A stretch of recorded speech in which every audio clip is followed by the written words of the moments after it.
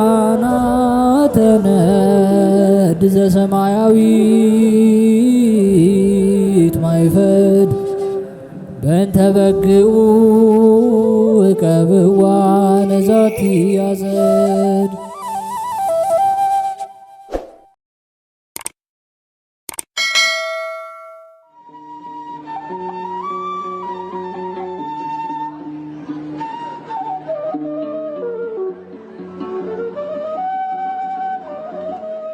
በስመ አብ ወወልድ ወመንፈስ ቅዱስ አህዱ አምላክ አሜን። ሰላም እንደምን ቆያችሁን ውድ የሊቃናት ሚዲያ ቤተሰቦቻችን፣ አሜን። እግዚአብሔር ስሙ ከዘላለም እስከ ዘላለም የከበረ የተመሰገነ ይሁን። በዚህ ቪዲዮ ይዘንላችሁ የቀረብነው ታኅሳስ 23 የሚነበብ ስንክሳር ሲሆን ለዚህ ቻናል አዲስ የሆናችሁ እህት ወንድሞቻችን ካላችሁ ቻናሉን ሰብስክራይብ በማድረግ እንዲሁም ቶሎ አዳዲስ ቪዲዮ ወደ እናንተ እንዲደርሳችሁ የደወል ምልክቷን በማብራት ቤተሰብ እንድትሆኑ ከወዲሁ የአክብሮት ግብዣችንን አቀረብን።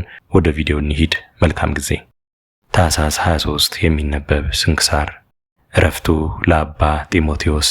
አንድ አምላክ በሆነ በአብ በወልድ በመንፈስ ቅዱስ ስም ታኅሳስ 23 በዚች ቀን የከበረ ተጋዳይ አባት ገዳማዊ አባ ጢሞቴዎስ አረፈ። የዚህም ቅዱስ አባት ወላጆቹ እግዚአብሔርን የሚፈሩ ናቸው። የቤተ ክርስቲያንንም ትምህርት እያስተማሩ አሳደጉት። የምንኩስናንም ልብስ ሊለብስ ሽቶ ከአባቱ ዘንድ ወጥቶ ወደ አንድ ገዳም ሂዶ በዚያ የሚኖር ሆነ። በውስጧም መነኮሰ። ከዚህም በኋላ የተራቡ ድሆችን መጻተኞችን ተቀብሎ ይመግባቸው ዘንድ በገዳሙ አቅራቢያ ለብቻው መኖርን አሰበ። ከገዳሙም ወጥቶ ማደሪያውን ሰራ። እየተጋደለና ደጅ ሥራውንም እየሰራ በውስጡ 5 ዓመት ያህል ኖረ። የበጎ ሥራ ጠላት ሰይጣንም ከእርሱ እጅ ሥራውን ትገዛ ዘንድ በምክንያት ጋለሞታ ሴትን ወደ እርሱ አመጣ። ብዙ ጊዜ ወደ እርሱ ከመመላለሷ የተነሳ የኃጢአት ፍቅር አድሮባቸው በመብል ጊዜ በአንድነት የሚበሉ ሆኑ። ከዚህም በኋላ ከእርሷ ጋር በኃጢአት ወደቀና በኃጢአት ሥራ ውስጥ 7 ወር ያህል ኖረ። በዚያም ጊዜ እግዚአብሔር እርሱንም ፈጽሞ አልጠላቸውም። የሞትን ጊዜ የምታስፈራና የምታስደነግጥ ቀን በንጉሡ ነገሥታት ኢየሱስ ክርስቶስ ፊት መቆምን አሳሰባቸው እንጂ። ከዚያም ቦታ ተነስቶ ጥቅጥቅ ካለ ዱር ውስጥ ገባ። ሎል እግዚአብሔር መርቶታልና በዚያ ጣፋጭ የሆነ ምንጭና ቴምር አለ። በዚያም ቦታ እየተጋደለ ብዙ ዘመን ኖረ። ከዚህም በኋላ ሰይጣን በእርሱ ቀንቶ አስጨናቂ የሆነ የሆድ በሽታ አመጣበት።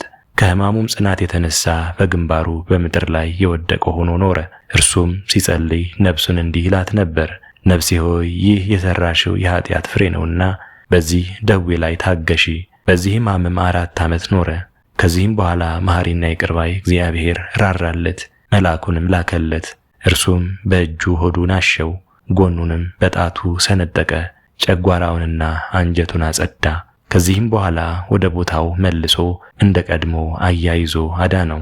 እነሆ እንግዲህ ጤነኛ ሆንክ፣ ዳግመኛ አትበድል፣ ከዚህ የከፋ እንዳይደርስብህ አለው። በበረሃም ውስጥ የተጋደለ 40 ዓመት ኖረ። ከዚህም በፊት በገዳም 17 ዓመት በዋሻም 10 ዓመት ኖሯል። በዚህም ረጅም ዘመን ከልብስ የተራቆተ ነው። ሉል እግዚአብሔርም የራሱን ጠጉር አስረዘመለት፣ በእርሱም በፊቱም በኋላውም ተሸፈነበት። ለዚህም አባት ስለ አገልግሎቱ፣ ስለ ተጋድሎ፣ ስለ በጎ አምልኮቱ አራዊት እስከሚጎበኙትና የእግሩን ትቢያ እስከሚልሱ ድረስ ታላቅ ጸጋ ተሰጠው። እግዚአብሔርን ካገለገለ በኋላ አክሊልን እንደተሸከመ በሰላም አረፈ። ለእግዚአብሔርም ምስጋና ይሁን። እኛንም በዚህ አባት ጸሎት ይማረን፣ በረከቱም ከእኛ ጋር ትኖር ለዘላለሙ አሜን። ልበ አምላክ የተባለ የንጉሥ ዳዊት ዕረፍት። በዚችም ቀን የእሴይ ልጅ ዳዊት ንጉሥ አረፈ። ይህም ከብንያሚን ነገድ የቂስ ልጅ ሳኦል ከነገሰ በኋላ በእስራኤል ላይ የነገሰ ነው። ይህም ንጉሥ ዳዊት በእግዚአብሔር ፊት መልካም ጉዞን የተጓዘ ከእስራኤልም ነገሥታት ሁሉ እውነተኛ ፍርድን ያደረገ ነው። እርሱም ሀገሩ ቤተልሔም የሆነች ከይሁዳ ነገድ ነው። ሳኦልም የእግዚአብሔርን ትእዛዝ በተላለፈ ጊዜ ለእስራኤል ንጉሥ ይሆን ዘንድ መረጠው። ነቢይ ሳሙኤልንም ቅብአ መንግሥትን የእሴይን ልጅ ይቀባ ዘንድ ላከው። ሳሙኤልም ታላቁን ኤልያብን ተመለከተ። መልኩ ያማረ አካሉም የጸና ነበርና እግዚአብሔር ግን አልመረጠውም።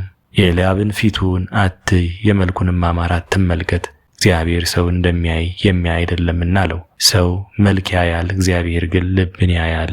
ከእሴይ 7ቱ ልጆች በኋላ ነቢዩ ሳሙኤል ዳዊትን በእስራኤል ልጆች ላይ ይነግስ ዘንድ ቀባው። እግዚአብሔርም በሥራ ሁሉ ከእርሱ ጋር ሆነ። ከልቦናው ንጽሕና ከየዋህነቱን ብዛት የተነሳ ጠላቱን ሳኦልን ብዙ ጊዜ ሲያገኘው በላዩ ምንም ክፉ ነገር አላደረገበትም። በአንዲት ዕለት ሳኦል ከእስራኤል ሁሉ የተመረጠ 3000 ሰዎችን ይዞ ዳዊትን ከሰዎቹ ጋር ይፈልገው ዘንድ ዋሊያዎች ወደሚታደኑበት ሄዶ በጎዳና አጠገብ ያሉ ዘላኖችም ወደሚሰማሩበት ደረሰ። በዚያም ዋሻ ነበር። ሳኦልም ይናፈስ ዘንድ ወደዚያች ዋሻ ገባ። አሽከሮቹና ዳዊትም በዚያ ዋሻ ውስጥ ተቀምጠው ነበር። ዳዊትም ተነስቶ ቀስ ብሎ ከልብሱ ጫፍ ቆረጠ። በሁለተኛም ጊዜ በድንክ አልጋ ላይ ተኝቶ ወዳለበት ከአቢሳ ጋር ገብቶ ከራስጌው ጠጉሩንና ውሃ ያለበትን ረዋቱን ይዞ ተመልሶ ሄደ። ክፉ ነገርም አላደረገበትም። ሰዎቹም ጠላትህ ሳኦልን ግደለው ባሉት ጊዜ እግዚአብሔር በቀባው ላይ እጄን ልዘረጋ አይገባኝም ብሎ መለሰላቸው። ስለ ሳኦልም መገደል አንድ ሰው በነገረው ጊዜ ዳዊትም ያንን ሰው ማን ገደለው አለው። ሰውየውም እኔ ገደልሁት አለው። ዳዊትም እጅግ አዘነ፣ ልብሱንም ቀደደ። ያንንም ሳኦልን እኔ ገደልሁት ያለውን ሰው ገደለው። እግዚአብሔርም በዚህ በጻድቅ ዳዊት ልብ ብዙ ትሩፋትን፣ ትሕትናን፣ የዋህነትን፣ ቅንነትን፣ ትዕግስትን፣ ፍቅርን አከማቸ። ክብር ያለው ንጉሥ ሲሆን ራሱን ውሻ፣ ትል፣ እንስሳም አድርጎ ይጠራል። ስለዚህም ከምድር ነገሥታት ሁሉ ከፍ ከፍ አደረገው። እንዲህም ብሎ አመሰገነው፣ የእሴይ ልጅ ዳዊትን እንደ ልቤ ሆኖ አገኘሁት። ፈቃዴን ሁሉ የሚያደርግ ታማኝ ሰውም ነው። እግዚአብሔርም የእስራኤልን ልጆች ኢየሩሳሌምንም ስለ ዳዊት ደግነት ብዙ ጊዜ ጠበቃቸው። እርሱ ካለፈ በኋላ በነቢያቶቹ አንደበት አከበረው፣ ነገሥታትንም ከእርሱ ዘንድ አደረገ። እርሱም በሁሉ ዓለም የታወቀ የመዝሙሩን መጽሐፍ ደረሰ። ይኸውም በሰይጣናት ላይ ጋሻና ጦር የሆነ መልካም ቃልንም የተመላ በሰማይና በምድር ያሉ በእርሱ እግዚአብሔርን የሚያመሰግኑበት ነው። የዳዊትን ፊት እንደ ሮማን ቀይ ነው። ቁመቱም መካከለኛ የሆነ አካሉም የጸና ብርቱ ነበር። ታናሽ ብላቴናም ሆኖ ሳለ እርሱ የአባቱን በጎች ሲጠብቅ አንበሳ ወይም ተኩላ መጥቶ ከመንጋዎቹ ውስጥ በግ ነጥቆ በሚወስድ ጊዜ ተከታትሎ ገድሎ ከአፉ ያስጥለው ነበር። ሊጣላውም ቢነሳበት ጉሮሮውን ይዞ ይሰነጥቀዋል። ከፍልስጤማውያንም ጋር ሰልፍ በሆነ ጊዜ ብርቱ ሰው ስሙ ጎልያድ የሚባል ከጌት ሰዎች የተወለደ ቁመቱ 6 ክንድ ከስንዝር የሆነ ከኢሎፍላውያን ሰፈር ወጣ። በራሱ ላይ የነሐስ በርቦርቴ ደፍቷል፣ የነሐስ ጽሩርም ለብሷል። በእርሱ ላይ ያለ የብረቱና የነሐሱ ሁሉ ሚዛኑ 5000 ወቄት ነበር። በእግሮቹ ባቶችም ላይ የነሐስ ሰናፊል ታጥቆ ነበር። በጫንቃውም መካከል የነሐስ እባቦች ነበሩ። የጦሩም ዛቢያ እንደ ሸማኔ መጠቅለያ ሆኖ በላዩ ሽቦ ነበረበት። የጦሩም ብረት መጠን 600 ወቄት ነበር። ጋሻ ጃግሬውም በፊቱ ይሄድ ነበር። ቁሞም ወደ እስራኤል ሰፈር ይጮህ ነበር፣ ከእኛ ጋር ትዋጉ ዘንድ ለምን ወጣችሁ? እኔ የኢሎፍላውያን ወገን ነኝ፣ እናንተም የሳኦል ባሮች አይደላችሁምን? ከእናንተ አንድ ሰው መርጣችሁ ወደ እኔ ውረድ። ከእኔ ጋር መዋጋት ችሎ ቢገለኝ ባሮች እንሆንላችኋለን። እኔ ከእርሱ ጋር ችዬ ብገድለው እናንተ ባሮች ሁናችሁ ትገዝሉናላችሁ አላቸው። ያም ኢሎፍላዊ ለወገኖቹ ዛሬ በዚች ቀን አንድ ሰው ስጡኝና ሁለታችን ለብቻችን እንዋጋ ብዬ የእስራኤልን አርበኞች እንሆ ተገዳደርኳቸው አላቸው። እስራኤል ሁሉና ሳኦልም ይህንን የኢሎፍላውያን ቃል በሰሙ ጊዜ ደነገጡ፣ እጅግም ፈሩ። የእስራኤልም ወገኖች እንዲህ እየተገዳደራቸውና እየተመካባቸው 40 ቀኖች ያህል ኖረ። ከእስራኤልም ወገን ወደ እርሱ ይወጣ ዘንድ የደፈረ የለም። በዚያም ወራት ዳዊት ወንድሞቹን ሊጎበኝ መጣ። ያንንም የኢሎፍሊ ወገን የሆነ ሰው የእግዚአብሔር ወገኖች ሲገዳደራቸው ባየው ጊዜ አምላካዊ ቅናትን ቀና። ሳኦልንም እንዲህ አለው፣ እኔ ሄጄ ይህን ያልተገረዘ ቆላፍ ገድዬ ዛሬ ከእስራኤል ሽሙጥን አርቃለሁ። ሕያው የሚሆን እግዚአብሔርን አርበኞች ይገዳደር ዘንድ ይህ ቆላፍ ምን ቁም ነገር ነው? ከድብ አፍና ከአንበሳ አፍ ያዳነኝ እርሱ እግዚአብሔር ከዚህ ካልተገረዘ ኢሎፍላዊ እጅ ያድነኛል አለ። ሳኦልም ሂድ፣ እግዚአብሔርም ከአንተ ጋር ይሁን አለው። ዳዊትም ወንጭፉን በእጁ ያዘ። ከወንዝ መካከል 3 ድንጋዮችን መረጠና ወደዚያ ኢሎፍላዊ ሄደ። ጎልያድም ዳዊትን ባየው ጊዜ ናቀው፣ እንዲህም አለው፣ ደንጊያና በትር ይዘህ ወደ እኔ ትመጣ ዘንድ እኔ ውሻ ነኝን? ዳዊትም ከውሻ የምትሻል አይደለህም፣ ከውሻ ትብሳለህ እንጂ።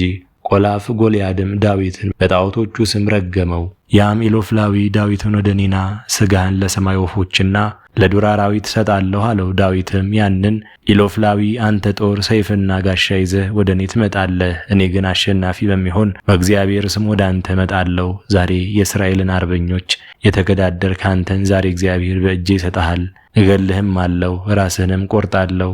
የኢሎፍላውያን ሰራዊት ሬሳና የአንተን ሬሳ ዛሬ ለዱር አራዊትና ለሰማይ ወፎች እሰጣለሁ። ሰዎችም ሁሉ እግዚአብሔር ከእስራኤል ጋር እንዳለ ያውቁ፣ ሰራዊትም ሁሉ እግዚአብሔር በጦርና በሰይፍ የሚያድን እንዳይደለ ያውቃሉ። ድል የእግዚአብሔር ገንዘብ ነውና።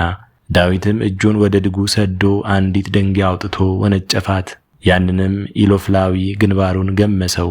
ያችም ደንጊያ ከግንባሩ ገብታ ናላውን በጠበጠችው፣ በምድር ላይም በግንባሩ ተደፋ። ዳዊትም ሩጦ የገዛ ሰይፉን አንስቶ ራሱን ቆረጠው፣ ከእስራኤልም ልጆች ስድብን አራቀ። የዳዊትም መላው ዕድሜው 70 ነው። መንግሥትን ሳይይዝ 30 ዓመት ኖረ። ከዚያም በኋላ 40 ዓመት ኖረ። የክብር ባለቤት ክርስቶስ በሥጋ ከመምጣቱ በፊት በ1120 ዓመት ውስጥ ትንቢት የተናገረበት ዘመን ነው። በሰላምም አረፈ። ለእግዚአብሔርም ምስጋና ይሁን፣ እኛንም በጸሎቱ ይማረን፣ በረከቱም ከእኛ ጋር ትኑር ለዘላለሙ አሜን። የአባ ሳሙኤል፣ የአባ ስምዖን እና የአባ ገብርኤል ዕረፍት። በዚችም ቀን የቅዱሳን የአባ ሳሙኤል፣ የአባ ስምዖን፣ የአባ ገብርኤል የዕረፍታቸው መታሰቢያ ነው። ይህም መነኩሴ አባ ሳሙኤል ባህታዊ ሆኖ ቀርጣሚን በምትባል አገር ጎን የሚኖር ነው። በዚያም አቅራፎስ የሚባል ሰማዕት አጽም አለ። እርሱም ጸሎቱን ሲጀምርም ሲፈጽምም ከአጽሙ ይሳለማል። ሰሊባ የሚባል አንድ መኮንን ነበረ። ስምዖን የሚባልም ልጅ አለው። ልጁም ለሞት የሚያበቃ ደዌ ታመመ። አባቱም በልጁ ላይ ይጸልይ ዘንድ ወደ አባ ሳሙኤል ላከ። እርሱም ጸልዮ ከሞተ በኋላ አስነሳው። ያም ልጅ አባ ሳሙኤልን የሚከተል ደቀ መዝሙር ሆነ። መንጉሶም በገድል ተጠመደ። በአንዲትም ቀን ውሃ ሲቀዳ እንስራ ይዞ ሄደ። ሰይጣንም እንስራውን ሰበረበት። ለአባ ሳሙኤልም በነገረው ጊዜ ውሃን ይመላስ ዘንድ የወይን ማስቀመጫ መሶብን ሰጠው። ውሃም ሳይቀዳ 10 ዓመት ኖረ። ከዚያም በኋላ ሰይጣን ሰበረውና ውሃው ፈሰሰ። ለአባ ሳሙኤል በነገረው ጊዜ ወደ ሌላ ቦታ ሂደው ታናሽ የጸሎት ቤት ሰርተው በዚያ ተቀመጡ።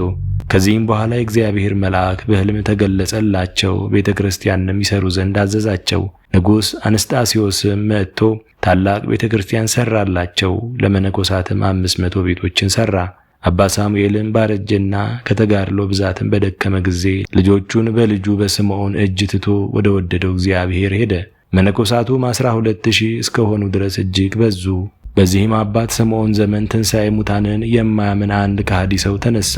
አባ ስምዖንም በሙት ላይ ጸልዮ በፊቱ አስነሳው። ልቡም ከመጠራጠር ባልተመለሰ ጊዜ ሁለተኛ ወደ እግዚአብሔር ጸለየ። እሳትም ከሰማይ ወርዶ ያንን ከሃዲ አቃጠለው። ከዚህም በኋላ ሸምግሎ በሰላም አረፈ። በመምህሩ መቃብር በክብር ተቀበረ። ከዚህም በኋላ አባ ገብርኤል አበምኔት ሆኖ ተሾመ። እርሱም ትሑትና የዋህ ነበር። በልብሱም ውስጥ ማቅና ማንቆር ይለብሳል። በእግሮቹም ውስጥ ጫማ አያስገባም። በክረምትም በበጋም ወደ ቤት አይገባም። ከሰንበትም እስከ ሰንበት ይጾማል። እንጀራውንም ያለ ጨው ያለ ወጥ ይበላል። ድንቅ ታምራትንም የሚያደርግ ሆነ። በአንዲትም ዕለት ደቀ መዛሙርቱ ለእንጀራ የሚሆን ቡሆ የሚያበኩበት ታላቅ የድንጋይ ገንዳ ወደ ገዳሙ ሊያስገቡ ሽተው ሸክም የሚረዳቸው ባጡ ጊዜ አባ ገብርኤል ሰምቶ ከሰው አንድ እንኳ በገዳም ውስጥ እንዳይቀር ለሸክም እንዲወጣ አወገዘ። 10,030 ያህል ሰዎች ከሙታን ተነሱ። አባ ገብርኤልም አይቶ እናንተን ያልኩ አይደለም ሕያዋኑን እንጂ አላቸው። በዚያም ጊዜ ወደ መቃብራቸው ተመለሱ። ከዕለታትም በአንዱ አንድ ሰው ከአንድ መነኩሴ ዘንድ ወርቁን አደራ ኑሮ ወደ ሩቅ አገር ሄደ። በተመለሰም ጊዜ መነኩሴው ለረድኡ ሳይናገር ሙቶ አገኘው። ረድኡንም ስለ ወርቁ በመረመሩት ጊዜ መምህሩ ያኖረበትን እንደማያውቅ አስረዳቸው። አባ ገብርኤልም ወደ ሟቹ መቃብር ሂዶ ስለዚያ ወርቅ ጠየቀው። ሟቹም ያኖረበትን ስፍራ ነገረው። ባለ ገንዘቡም እያደነቀ ገንዘቡን ይዞ ሄደ። ሰሊብ የሚባል ወዳጅ ነበረው፣ ሳይገናኙ ሞተ። አባ ገብርኤልም በሰማ ጊዜ ወደ መቃብሩ ሄዶ አለቀሰ። ጸሎትንም አድርጎ በክብር ባለቤት በጌታችን ኢየሱስ ክርስቶስ ስም ተነሳ አለ። ድኖ ተነስቶ 12 ዓመት ኖረ። ከዚህም አባት ዘመን ከሮም ነገሥታት በክርስቲያን ወገኖች ላይ ታላቅ ስደት ሆነ። ቁጥር የሌላቸው ምዕመናን ተገደሉ። ከጥቂት ወራትም በኋላ እስላሞች ነገሱ። ክርስቲያኖችም ከስደት ዳኑ። 80 ዓመትም በሆነ ጊዜ በብዙ ተጋድሎ ከኖረ በኋላ በፍቅር አንድነት አረፈ። ለእግዚአብሔር ምስጋና ይሁን። እኛንም በእኒህ ቅዱሳን ጸሎት ይማረን፣ በረከታቸውም ከእኛ ጋር ትኑር ለዘላለሙ አሜን። የይስሐቅ፣ የአባ አሞን፣ የአባ አቦሊ፣ የመቃርስ፣ የአይተላትካ፣ የፊልጦስ እና የመርቆሪዎስ መታሰቢያ።